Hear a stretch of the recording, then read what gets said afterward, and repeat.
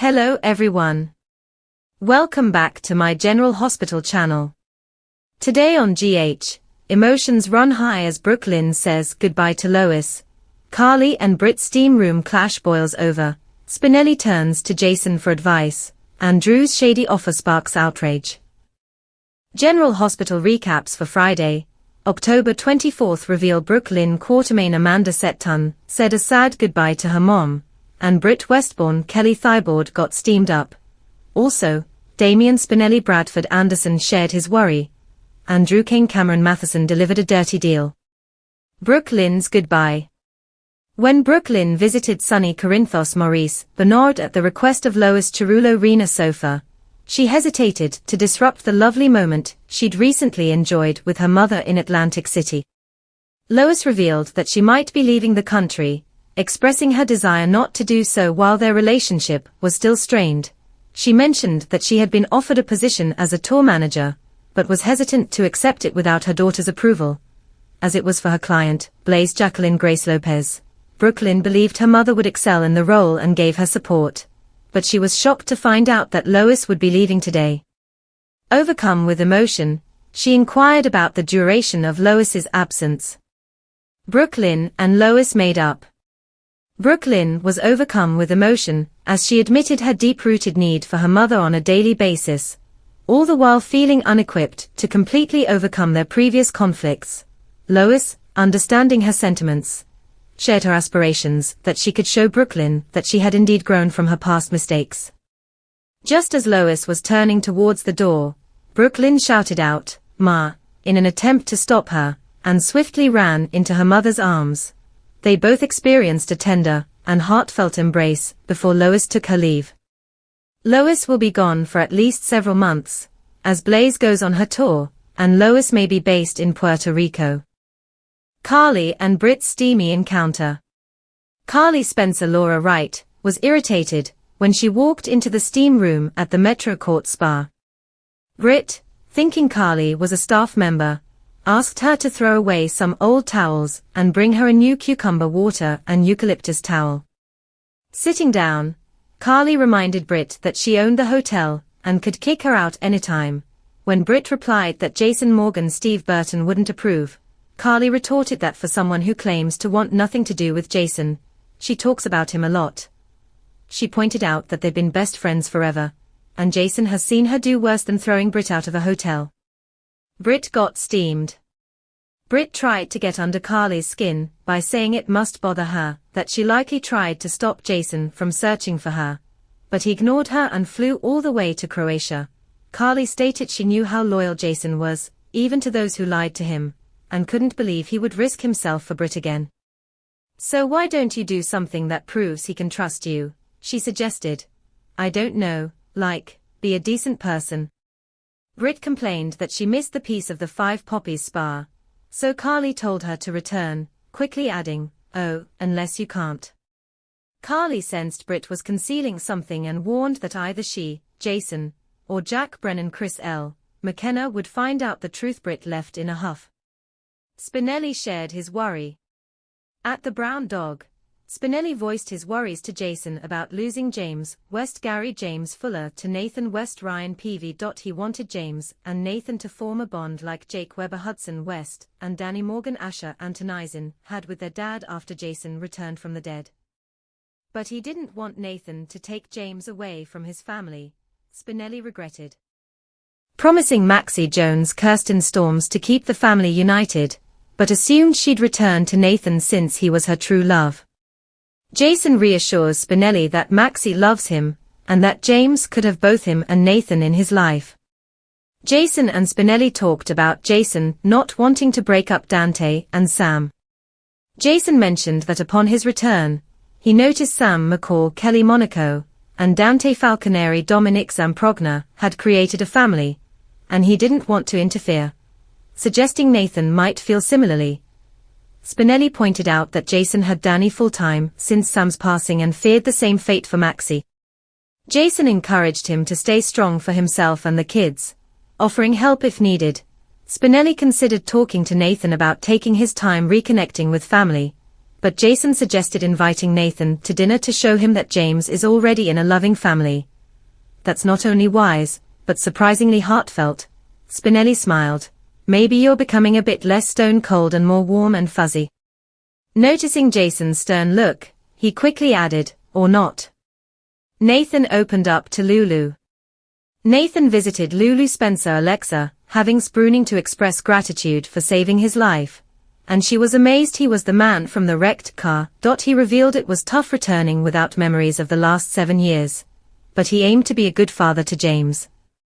Lulu empathized, recalling her own experience waking from a 4-year coma to a changed world. Her children were now teenagers, and Luke Spencer Anthony Geary and Bobby Spencer Jacqueline Zeman were gone, making it all feel surreal. Nathan felt comfortable confiding in her, sharing his fear that Maxie might have stopped loving him while he was away. Lulu found out Rocco had dinner with Nathan, Britt and Liesl. Lulu reassured Nathan that she believed he was Max's true love, and when she woke up, she would be overjoyed to see him again. But if you're curious whether Maxie will pick you or Spinelli when she returns, she added, only Maxie can decide that. Nathan valued her optimism about Max's recovery, and Lulu expressed confidence that her friend would awaken just as she had. However, when he casually mentioned meeting Rocco Falconeri Finn Carr, she was surprised to find out her son had dined with Nathan, Britt, and Liesl Albrecht Kathleen Gatti. Michael and Jacinda talked alibis. At Haven Bistro, Jacinda Bracken Page Herschel was taken aback by Michael Corinthos' Rory Gibson proposal to pay her to fall in love with him. She responded, just to clarify, my time can be rented, but my feelings cannot. So perhaps you should look for another alibi. Michael apologized and clarified that he meant they should aim for a genuine relationship to make their alibi more credible. Eventually, Jacinda agreed and suggested they start by sharing a selfie on social media. Michael then pointed out that if they wanted others to believe they were truly together, she would need to change her job. Michael offered Jacinda a legitimate job. Jacinda felt uneasy about Michael going to such lengths for an alibi and questioned what he was hiding. He assured her he didn't shoot Drew, and she expressed her belief in his innocence. Michael explained that they couldn't have a formal money trail linking them, so she would be compensated off the books, and Jacinda asked what kind of job he envisioned for her. After he explained, Jacinda insisted she didn't want it to be merely a facade. She genuinely wanted to do the work and learn. Michael wanted to seal the deal with a handshake, but she told him to make it more convincing and pulled him in for a kiss. Christina was shocked at her mother's news. At Bobby's, Christina Corinthos Davis Kate Monsey was shocked to see Alexis Davis Nancy Legron defending Willow Tate Caitlin McMullen. Alexis explained that Drew had agreed to lift the restraining orders except for Dan as if she accepted the job. Scout Quartermain Cosette Abernanti came to visit, excited to see her aunt and grandmother after such a long time. Alexis quickly asked the nanny to give them some privacy, then sat down with Scout, who wished her grandmother could help bring Willow home so she could marry her dad for real. They celebrated Scout making the swim team and promised to attend her first meet next week.